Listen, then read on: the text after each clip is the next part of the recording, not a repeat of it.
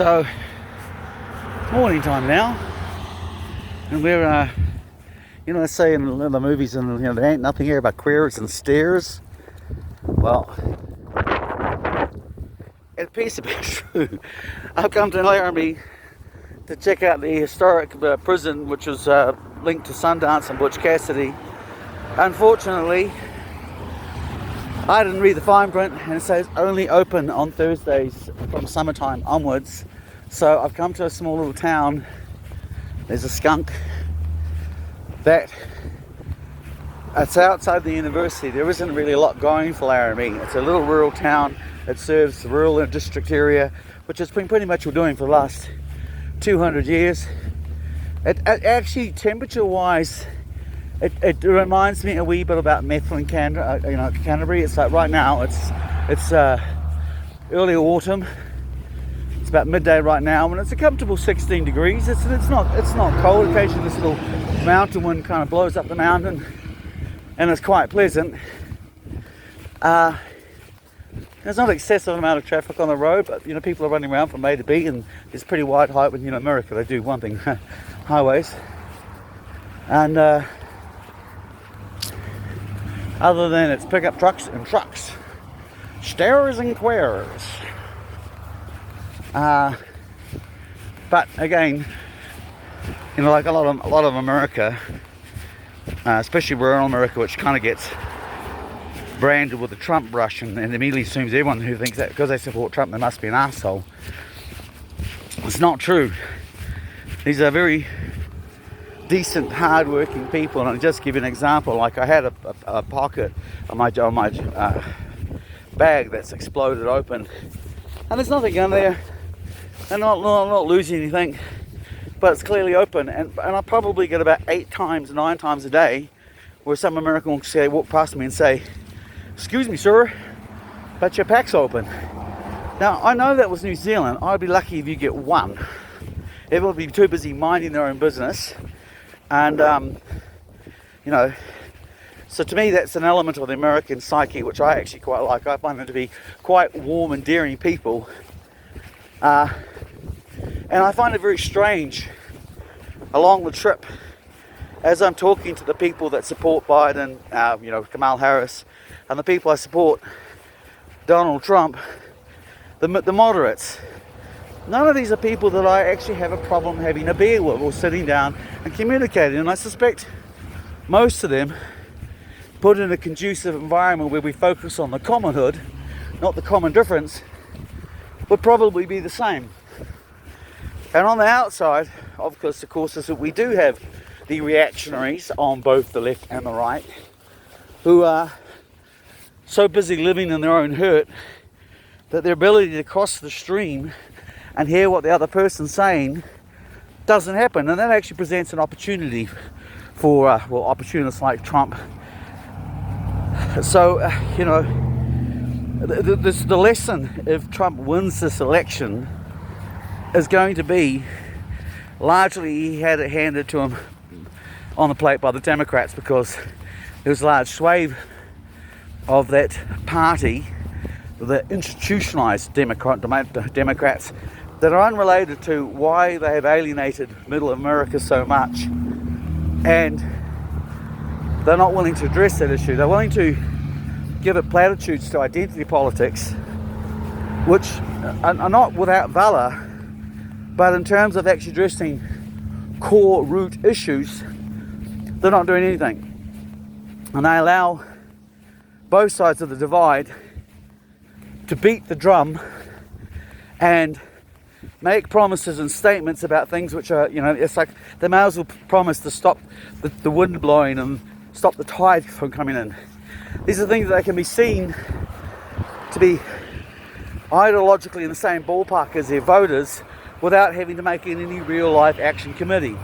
And that's what I think is actually the secret to this sort of neoliberal, neoconservative partnership we got going on, where the neoliberals make out that they're progressive liberals when I don't believe they are, at least not on housing, healthcare, poverty, the military-industrial complex, or environmental issues, although they'll make out they are. but more often than not, it's seizing opportunity from crisis. As I said, both sides, there are a plethora of opportunists available.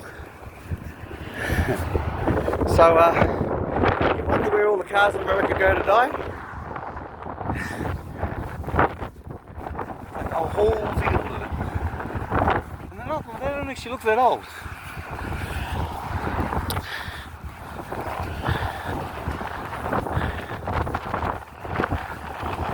So, I mean, it's not hard to understand, Wyomy, flat, lots of grass, central pay to get from mountains from A to B. It's not hard to understand how Wyomy made its way in the world as a cattle junction. But it's also interesting, I've actually noticed in America that as I travel around, I'm trying to eat not necessarily healthy, but no less healthy than I eat back at home. And it's pretty much a struggle. I buy cereal that put sugar on it. I buy fruit juice that put sugar in it. So everywhere you go, you're dumped with these sugar and MSG options, and very hard to actually get genuine fruit and vegetables. Sometimes you get lucky, like oranges and melons, which are grown, and you head down south, they're grown pretty locally. You get good prices and really very, very, very good quality. But most of the time, you're paying for agriculturally grown crops that you bite into, and not only are you not getting that yum yum flavour, but your body's sort of, it's sensing there's other stuff in there as well.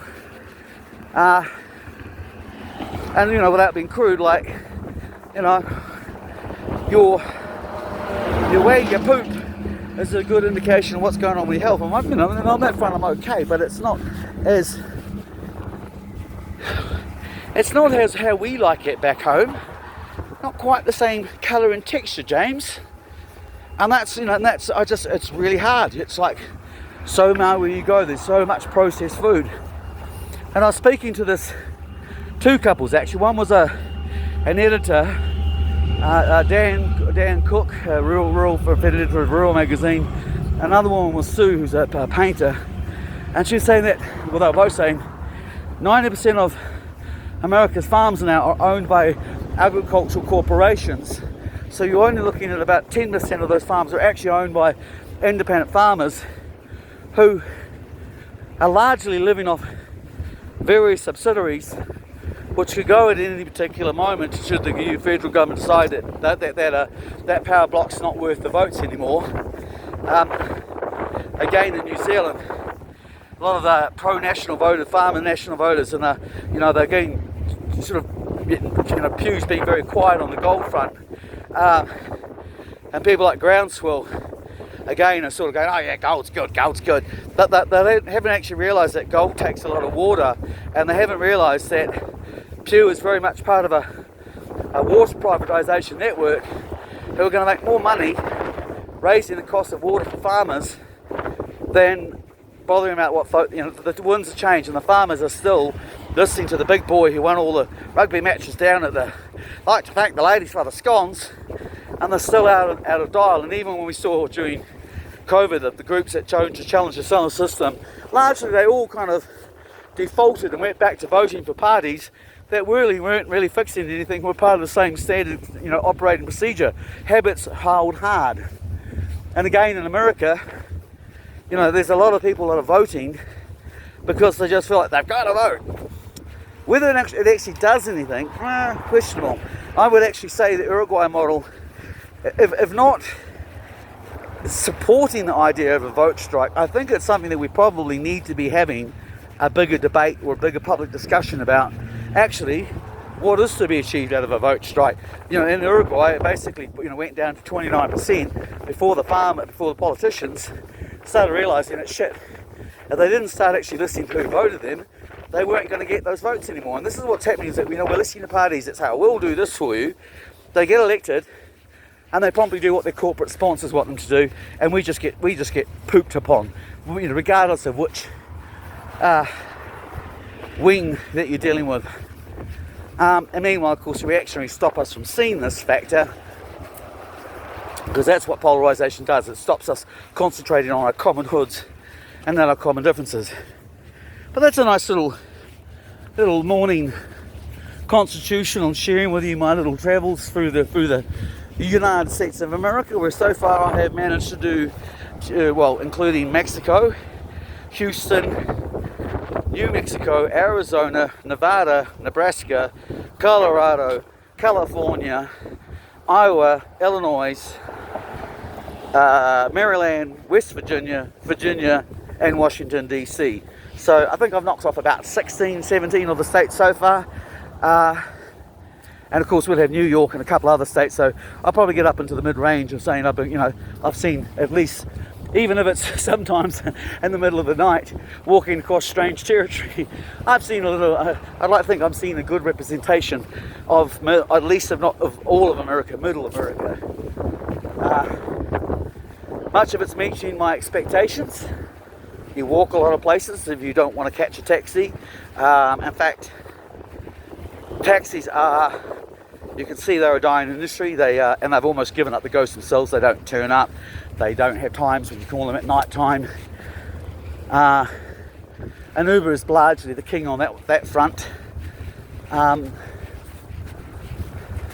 I said, you do find places in America where you come across places where, I have eaten some really lovely food, but you do have to be quite strategic about it, and if you're not paying due diligence or preparing yourself, you end up eating a lot of processed food, and your ass pays for it.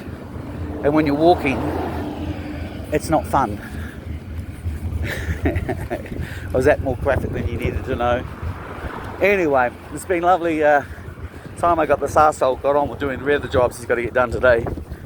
And the next couple of days are going to be curious to me, because I also have misplaced my Visa debit card, and though I can do stuff online with it, it's when they want, for security for bonds or stuff, it's not mission impossible.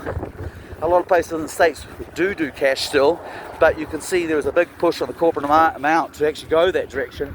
And again, you just sit there with the people that call themselves progressive liberals, and they're all okay with this. They're like, oh yeah, but at least it's a rainbow banking system. And I'm like, when we're at a point when they've actually maintained a fiscal monopoly and they put up the fees each year, they're not going to care what your identity politics is. They're just going to screw you repeatedly.